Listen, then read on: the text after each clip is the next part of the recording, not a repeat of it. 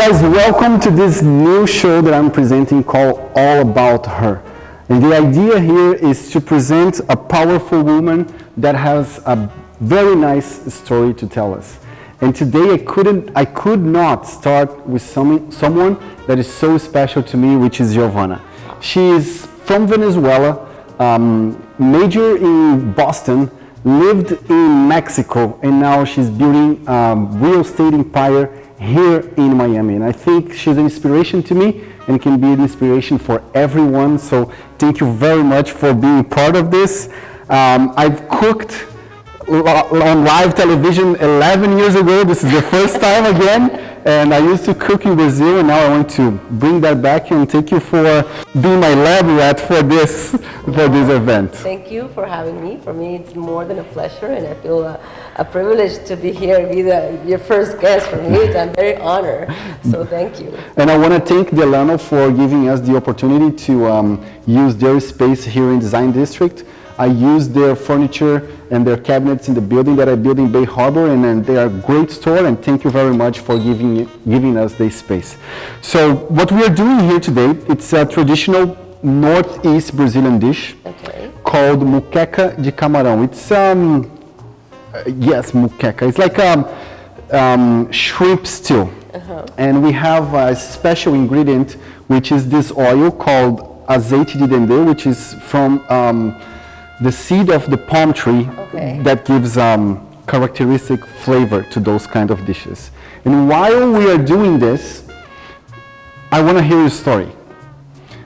How come you left Venezuela to come to America? Oh, well, that was a while ago. Basically, I just needed to get out. I come from a very, very protective family, parents and brother. So for me, it was more like, I need to breathe. Let me get out of here. I know how it is. So that's why I decided I convinced my parents to allow me to go to Boston for a summer only. It was just to take a summer class. And that was... You knew that was not just a summer. Oh, no, you knew, I didn't plan, and I was already, I have everything ready. I told them it was just for the summer. That was just to start. But once I was there, I immediately find a job and all that, so that way I can convince my father to allow me to stay. And that's how I did it. And once I stayed there, well, I never went back. How long you stood in Boston? I was there for 3 years. And then you came back to Venezuela? Went back to Venezuela? I fell in love. I got married and with a Mexican, and I went to Mexico to live in Mexico. Oh, so after your graduation, you went to Mexico? I went to Mexico City. And how was the cultural difference from Venezuela to Boston to Mexico? Well, Venezuela to Boston, of course. If we're going to talk about weather, it's a huge difference. The colds and the snowstorms in Boston is very unique. But I always loved it, and I lived when I was young in Washington and Virginia, so for me it was not new. Okay. So it was fun. I loved it always. So for me it was actually something that I was looking forward to. And then, well, the weather, of course, it's a huge difference. The style of living is a huge difference also. You come from your parents' house, and then you have to live on your own. So basically now it's your house, your rules, and also your budget. Yeah. So things change. But it was very exciting. It was very exciting for me. It was a new phase in my life, and that I was more than ready for it. So I really enjoyed it. And then, of course, when I moved to Mexico, was a completely different, experience as well. And your path to entrepreneurship started in Venezuela, in Boston, in Mexico, or here? Well, I can tell you something. I've been always doing sales since I was a little girl. I started selling cookies in the school. Oh, nice. So, and I was always trying to find a way to make some money. And I would tell my dad, I will press your shirts and you pay me. So things like that. And I was only 12. So I was always making something to try to sell and make some money. So when I decided to go to Boston, I don't even remember how many things I did just so I can sell and collect some money. So I sold from cosmetics to things that I made, and designed, like gift boxes and things like that, to everything that I was able to do to make some money. Before going to Boston or there? before going to Boston. Of course, when I was in Boston, I did work in a department store while I was going to school. And then when I moved to Mexico is when things changed it also. Even though that I couldn't work in Mexico, it was very frustrating for me because even though that I go married with the Mexican, I didn't have like a real status. I was not able to work. So for me, that was very frustrating. I imagine. So I was like stuck there, like, okay, now what I do? I have 2 kids. Not yet. I didn't have kids yet. Oh. In the moment, I didn't have kids yet. So I said, now what I do? So well, that's it. Then it's time to have kids then. But then still, it was not enough. I needed to do something. So I did like a catering business. So I was doing. Yeah, because you are not working for someone, it's your business. Exactly. Okay. So basically that was always finding a solution. Finding a way to do something. So that's what I did. So I was doing catering and parties and decorations and events and that kind of thing. And when did you decide to enter the real estate world?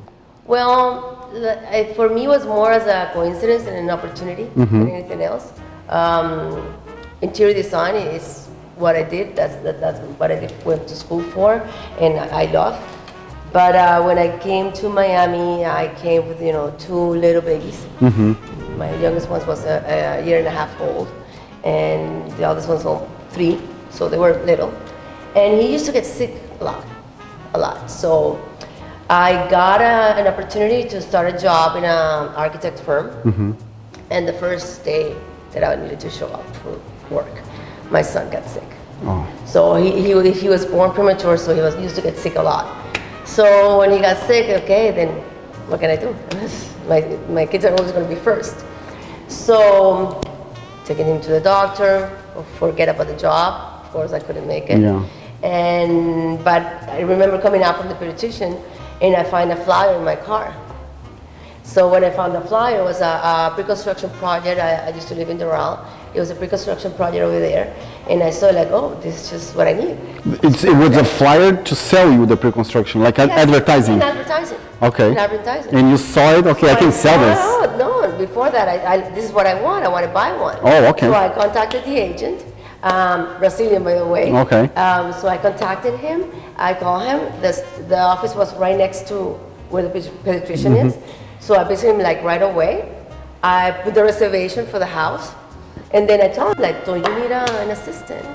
And he's like, actually, I do need an assistant. Okay, can I start tomorrow? And it's like, yeah, sure. You were interviewing her, not the other way. Exactly, and that's how I started in real estate. So I started as an assistant. Of course, you know me. Oh, yes. That didn't work out for too long. I needed to be the boss. I couldn't be the assistant. So I got my license right away. And a couple of months later, I was in the same company. I just stayed there, and I was just doing real estate. That's super nice. So, okay, let's go back here. This dish we are going to serve with rice. So I'm going to put the rice first. Okay. And then I'm going to do everything else. For the rice, I'm just going to do enough for both of us. And Brazilians do the rice a little bit different. My friends that I cook this during the week, they are from actually Venezuela. Oh, really? And they were like controlling my cooking because they want to do it Venezuelan style. I'm not gonna do anything. I like to cook, but I also like to I know, and that's another reason that I'm a little bit nervous because I know you cook super well. And they were like, no, you need to do this and that. Look, have you ever cooked a Brazilian dish? No, so shut up. Exactly. That's why I cannot say anything. It's your recipe, you're the chef. In Brazil, we just do the rice with just the measurement for the rice with salt, nothing else. Okay. And you're just going to put salt? Yes. And then they like, okay, do your way. Okay. But in the end, since this has a lot of seasoning, we don't need a lot of stuff. So I just need to learn how to. You know how to use it? Yes, we tested I before. think you have to go for that one. Yeah, that's it. Okay. And that's going to stay there with the rice. And the rice, I do like this. Okay. For the dish, the moqueca, we are going to use, how do you say that in Spanish? Green onions. Green onions, 2 of those. We have parsley and we have cilantro. And this is going to be the base of the seasoning. And then we are going to put tomatoes, regular onion, and of course, this shrimp is just seasoned or marinated with lemon and salt. That's it. It's super simple. It's super good.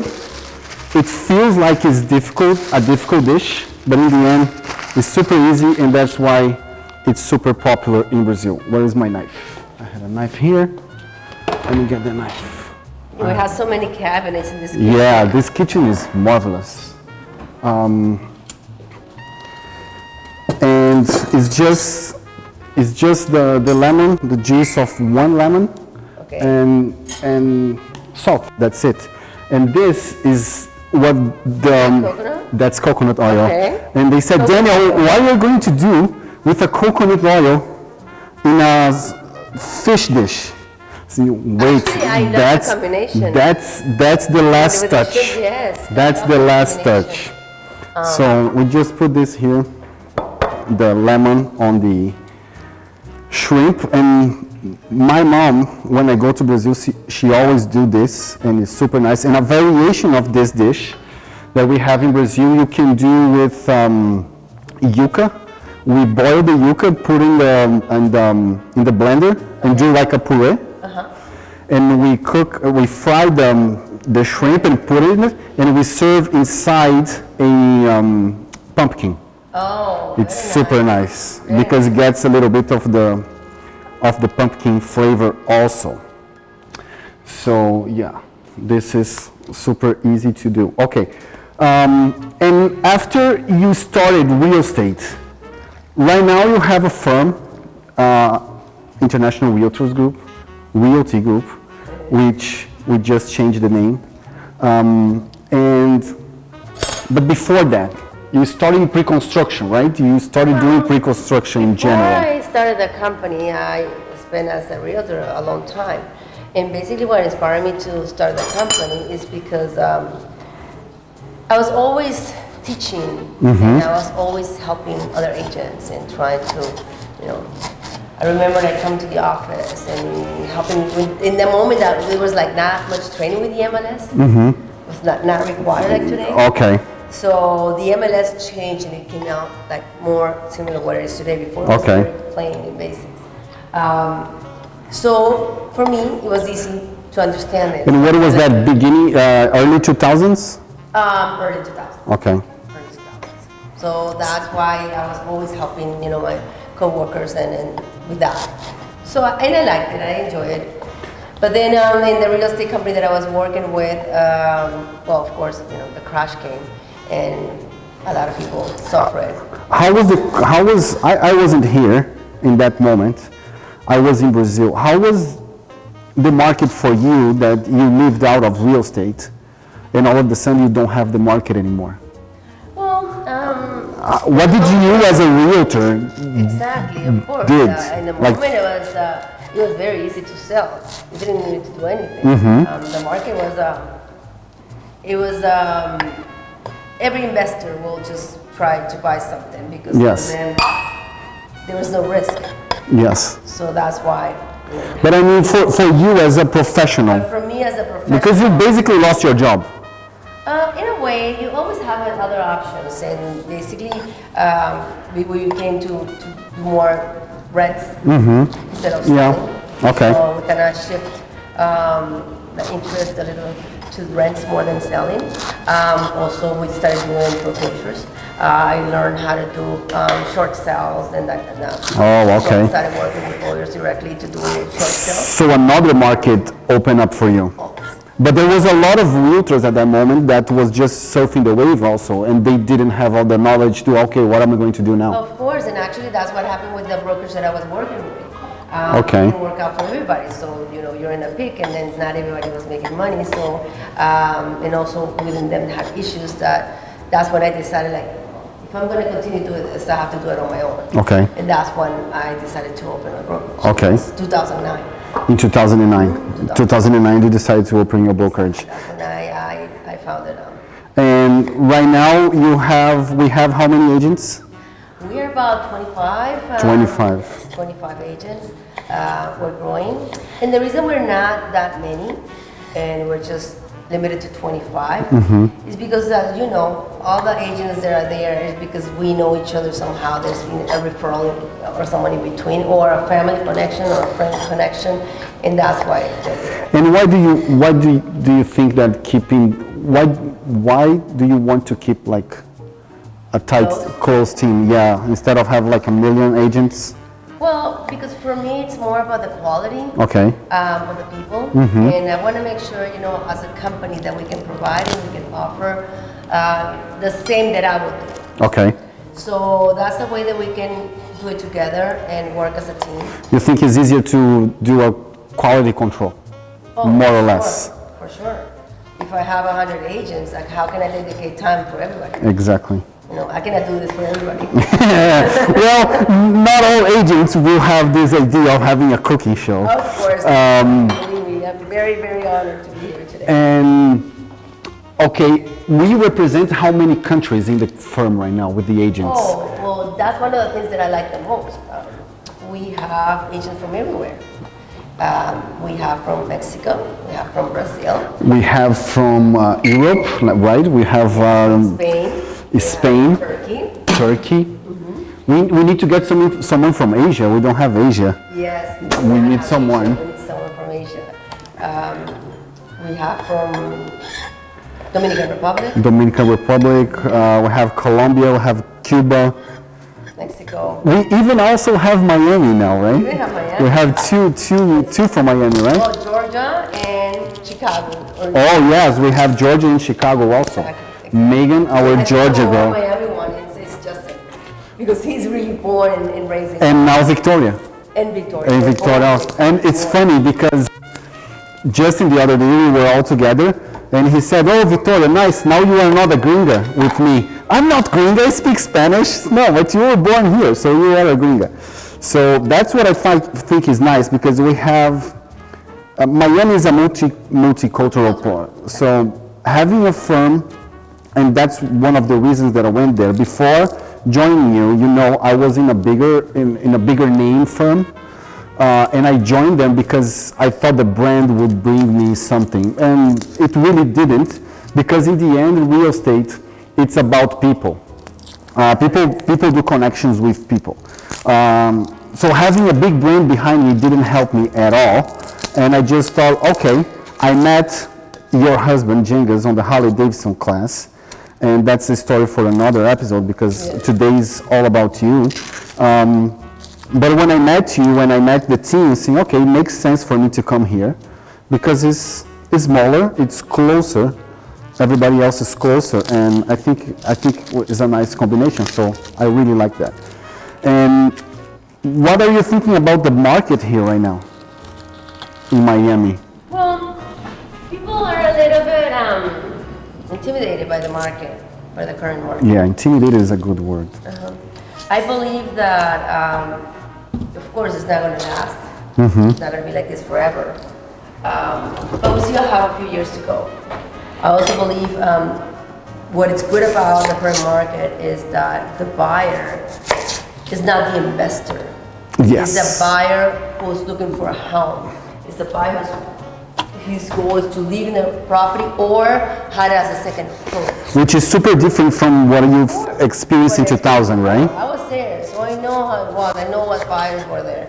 So this is a completely different market because of that reason. So for sure, it's going to last longer. And also, I believe also that during these times that we've been living, Miami got rediscovered. Okay. Miami, it's always been the great city. I've seen Miami grow. I've seen Miami, develop during the last 20 years. It's been very exciting for me because in a way I've been part of this growth, all these projects.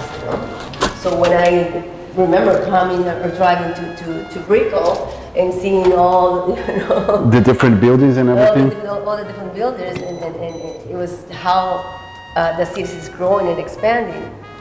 But what I see today is it is a different type of buyer. It's not the same buyer that we used to have, back in 2008. And it's a more local buyer also, right? Less international. It's not that investor. Yes. So it's more the local who's looking for a second home. So that's what I'm saying when Miami got rediscovered, when we got all these people traveling from other cities and other states within the U.S. trying to find something new. Smell it. Oh, wow. It's very nice. But you need to be super cautious with this. Sure it's very spicy. Because not only that, if you eat a lot of that, you're going to end up in the bathroom. So you need to take care of it. So it needs to be super well dosed. Yes, that one is there. So what we are going to do now, we are going to put all the seasoning with this oil here for 15 minutes, more or less. Okay. Yes. Okay, there you go. Everything together with this, and then we just add the shrimp and the coconut oil.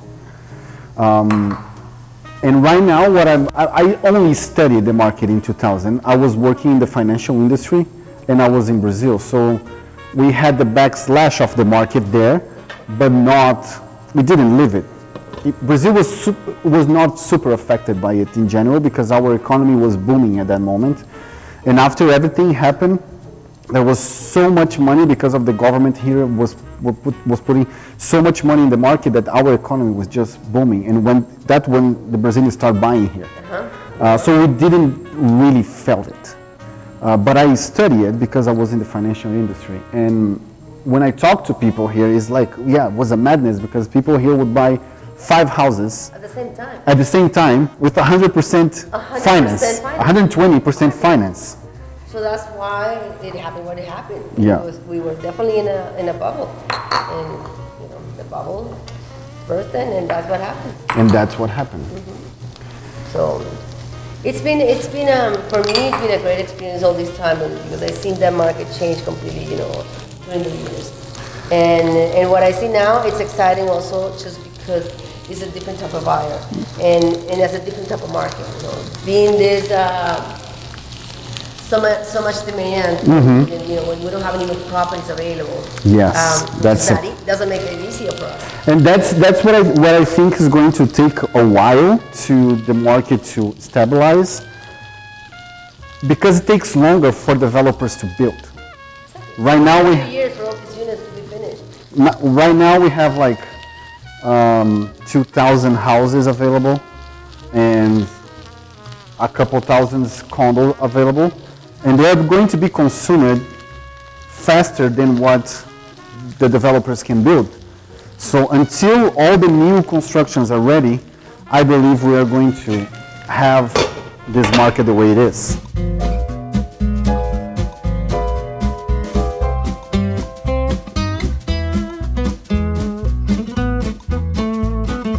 So I'm not going to pretend that I understand anything about wine, because I don't. But I explained the guy on the store what I was cooking, and he said, Daniel, probably this wine is going to be a very good wine to drink with this, because usually fish or shrimp you drink with white wine, right? But because it's a heavier dish because of the oil. Yes, so he told me probably this one is going to be good. So I hope he's right. I hope this is a good choice. If not, I'm going to tell him.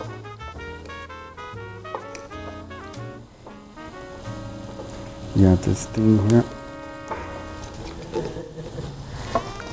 The other one was easier. And I think I broke it, Mari. I think I broke your stuff. This one is easier. Okay, so let's see if the guy was right. I know you also are wine enthusiasts and connoisseur, so let me know if this it's good enough. This is Malbec from Argentina. Should be good, right? Should be good. Well, Okay, thank you for coming for our my first cooking show, and it's an honor to have you here. So let's see. It's an honor for me to be here. And this is smelling super good. It's good. Yeah, it's nice. We talked about the past. What is happening now with Giovanna? What's Giovanna up to? Not the future yet. What's happening? Because our company is growing, right? We just moved spaces. We have more agents. What is happening? We are the biggest sellers of Waldorf Astoria. Yes, we are. What's happening to Giovanna at this moment? Well, for me personally, it's been very satisfying to see the growth of everybody, to see every individual who's part of the company grow. It's satisfying for me. And of course, it's a good time for us because my kids are older now. So basically, we can focus more on the company and in our job. They are both in college, right? They're both in Boston. Yes. Also, Boston follow and mom's steps. Huh? Following mom's steps. Yes. Andrea's in Boston and Diego's in Providence. Okay. Right. And for us, now that we are just us, James and me, it's easier because we have more time to focus and to give priority to our business. So, which is something that we both love and we enjoy very much. So, it's more about pushing everybody, more about motivating everybody to make sure that they succeed in their own and together. And how was, since you brought that subject, how was starting a company with two kids? Were you and Jengas together already when you started IOG? No. So you were alone? It was 2009. Okay. No. I was not together. It was on my own. And it was hard, of course. It's always not easy to start something when you are on your own. But I always have a very strong, support system, which is my family. Okay. And I guess I'm always very resilient. Always. And I like challenges. That's good. That's what made me started. And once I started in that, yes, the beginning was good enough. It was just a small group. It was just basically 2 girls, Yes. You started the company with just you as an agent, or did you have more people? It was just 2 more. Just 2 more. Because I never advertised it or anything like that. It was just more people who found out that I was becoming a broker and they wanted just to come and work with me. Okay. So that's how I started. You were not like sourcing agents, It was more, like I hiring. heard that you're doing this, I want to work with you. Okay. So that's how we started. And now is either this or other agents that thinks that they have a friend that is already an agent or wants to start and look, I think they would be a good fit here. Exactly, that's how it's happening right now. In the future, what's going to happen in the future? What can you tell me about the future? Well, because I know there's some things that we can't tell, but But you're planning something. Definitely the real estate market is going to change eventually. The world is changing.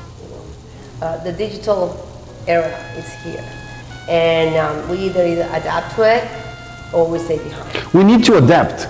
Everybody saw me cutting all the things with this knife. It's because I didn't find a chef knife. But we need to adapt. I had a show to do. I had a parsley to cut, and that was the knife that I used, and that's it. Just need to do it. We need to adapt. And for us, it's something that we definitely want to be the first ones. We know that as agents, yes, we always be part of this world because people like that one-on-one, interaction, that connection. It's important, but not for everybody, and especially for millennials. Millennials right now, a huge part of this, and they are our buyers. They are our next buyers. So if we don't adapt to them and make it easier for them, we're going to become obsolete. Exactly. Millennials, Gen Z, Gen X, all those guys. So that's why that's what we're doing. We have a great, I want to say so much. We're going to do another one, just another one. let's Okay. talk about it. Meanwhile, this part is ready. That smells and looks delicious. So now we're going to add the shrimp for like 5 minutes here. There's some over there. There's someone there. Don't need it. No. So this is going to take just 5 minutes because shrimp Yes. cooks super fast. And then we put our coconut oil, Nice. which is the last touch. And then we have our moqueca super ready. We're just waiting for the rice. What's the biggest difference that you see of selling a pre-construction and going to general real estate?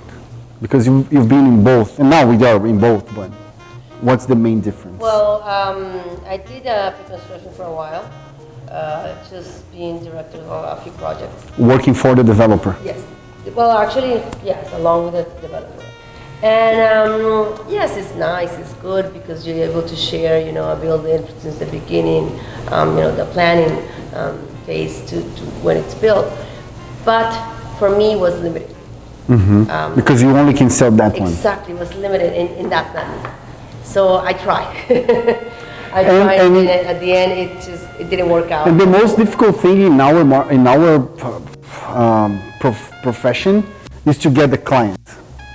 And once you have the client, you have one shot, and okay, for some reason they don't like the building, it doesn't suit them. The thing is that when you do pre-construction and like that, when you represent the person, your clients are not the buyers. Your clients are the brokers. Okay. Or the agents. Those are the real clients. Okay. Because they're the ones who are going to bring the buyers. Okay. So, which is great because you expand that relationship and that network within the other agents. And it was fun for me too, but I like more the experience when I deal directly with buyers. Okay. Or sellers. You have more options I have more options to assist them. Exactly. So, that connection that you create with that client, and for me, it's a lifetime experience because at the end, you create a relationship with them. So this is ready. Okay. And this is our last ingredient, which is the coconut milk. It's not coconut oil, it's coconut milk. So where do you buy these products? Brazilian store. Well, that's coconut milk. Coconut milk you can find in another one. I actually bought another brand, but I didn't trust it because it was not the Brazilian one. Exactly. But this oil, the azeite de dendê, I went to Publix, I went to a few stores, they don't have it. Even in the international, they don't have it. Well, I never seen it. So I had to go. There's a mini mart called Via Brasil, and they have everything from Brazil, including the pão de queijo, the cheese bread, and it's amazing. Then you can have anything from Brazil there. Okay, so this is ready. Let's turn this off. I think the rice is ready also. It's going to be a little bit more. This is ready, and let's serve and see what do you think about our Brazilian moqueca. See.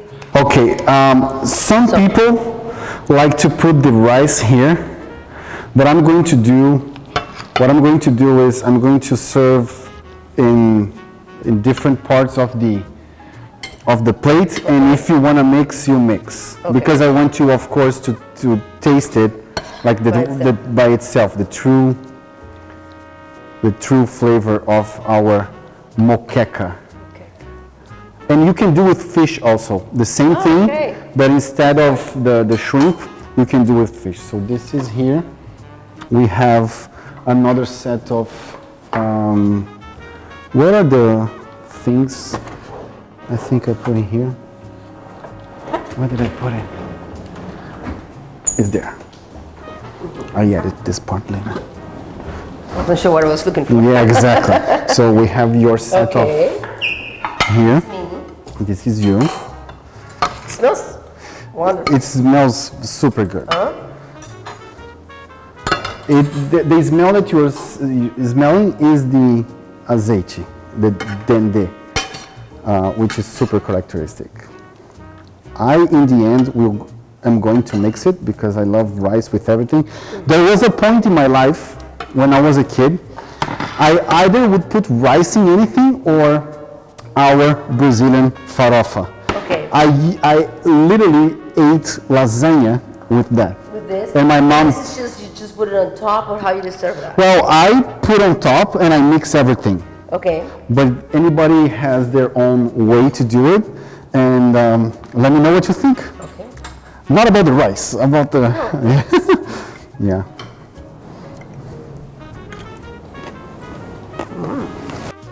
Good? It's very good. That, I love that. Yeah.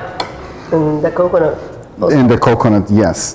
So this is it. This is our moqueca de camarão, a northeast traditional dish in Brazil. Brazil is so big that it's very hard to say that it's a Brazilian food because they don't eat this in the middle of Brazil where they have barbecue. Exactly. But this is one of our heritage, so it's super nice. I like to mix everything with the rice and just eat it. So I hope you enjoyed it. I never had this one. Never had this one. There's a restaurant. There is a restaurant in Fort Lauderdale called the Pirate Republic. And the owner is a Brazilian. They used to work in merchant ship. Okay. And he said the day that he would retire, he was going to open a restaurant on waterfront and only do Brazilian dishes. Okay. So he did that in Fort Lauderdale in the canal. It's super nice, called Pirate Republic, and he looks like a pirate. He has like long hair, a mustache, all white, and he only does Brazilian dishes. So if you want to know more about Brazilian dishes, you can go there, and it's super, super nice. So Giovanna, thank you very much for being my first guest and adventure in my cooking skills. I hope I'm a better real estate agent than I am a cook, but I think it's pretty good. I think you did great. This is amazing. It's the first time I ever tried, and you did great. And I always enjoy having time with you, Daniel. And then it's great. I think this is the first time for something new. Exactly. And I'm excited about it. I'm excited for you. Thank you very much. And once again, I want to thank you. I want to thank Delano for giving us the opportunity to do this. And I hope to see everybody in the next one.